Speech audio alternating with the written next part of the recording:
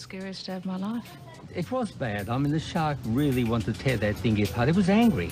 Filmmaker Ben Cropp is used to dicing with danger, but when a 3-metre tiger shark attacked his dinghy, even Ben thought his luck may have run out.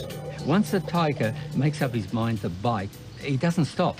You know, he becomes like a feeding machine, and even though it's a tasteless dinghy, he still wouldn't stop. This shark was just going crazy.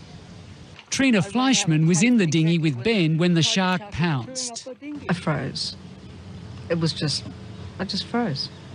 It was like one of those nightmares you have where you just freeze and you just can't move. That day, Ben hoped to film tiger sharks on a reef off far north Queensland, when he got more than he bargained for. We saw 15 tiger sharks, all between about 3 to 4 metres. And one of them started following the dinghy, actually plodding along behind the dinghy. We thought, oh, this guy looks friendly, we'll film him.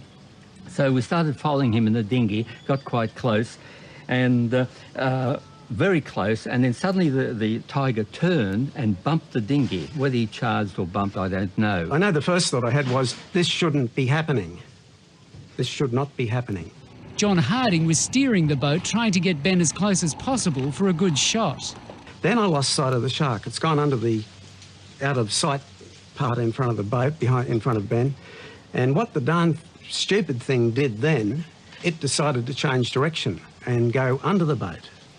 And that's where it charged. Whether it was attacking us or whether it was trying to get away, I don't know. But I stopped the motor and I thought, where is it? And then all of a sudden, that's when I saw this head come out of the water on my left between Trina and I. I just knew I had to keep my balance, so I just turned my head slowly. And as soon as I turned around, all I could see was this big, huge face. And that's when I screamed. Well, this is where the shark bit. And Trina was sitting right here where my hand is. The dog was sitting here peering over. I'm up there, John's at the back steering. And I mean, he took many, many bites and then just started to roll and tear a metre-long stretch here. Not just this outer skin, but deflated the inner skin as well. You know, put a lot of teeth marks in there all the way through. And you can imagine that this boat just slowly deflated down. For 5 terrifying minutes, the 10-foot shark wouldn't let go. One side of the dinghy deflated. Luckily, they could see a boat of local fishermen in the distance. And I thought that they were our only hope, really. That's how I felt. So we all yelled. And, yeah, they came over. The shark's still hanging onto the boat. So imagine what they saw. And they knew it was Ben because we'd spoken to them earlier. One of them had said, "Are you Ben Cropp?"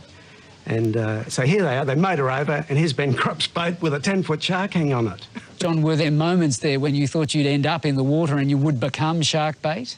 Yes, but because it was a very calm day, and I think that was what was in our saviour. If there had been any sort of chop, the slop coming aboard the boat would have filled it up and we would have been in the water with this thing. And a cranky shark like that, no. That's what I was worried about. I didn't want to be in the water with this thing. As terrifying as this experience was, it won't stop any of this crew getting close to sharks again. No, I'll be back, but I'll be more cautious, much more cautious. Do you ever worry that your 9 lives might be up next time? No, I've been doing this for over 20 years, and that's probably the worst mishap I've had with a tiger. And so I guess another 20 years before the next one happens.